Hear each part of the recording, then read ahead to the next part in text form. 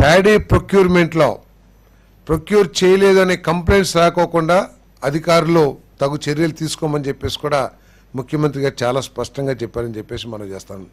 ఈ డిస్కలర్ ఎందుకంటే వర్షాలు వచ్చినప్పుడు కొంత రంగు మారటం అనేది ఎప్పుడు జరిగేదే.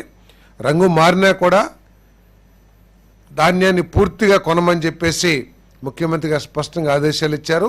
ఏ రైతు కూడా రంగు మారితే భయపడాల్సిన అవసరం లేదు, వారి ధాన్యాన్ని ప్రభుత్వం కొంటదని చెప్పేసి కూడా మనం చేస్తా ఉన్నాను నేను.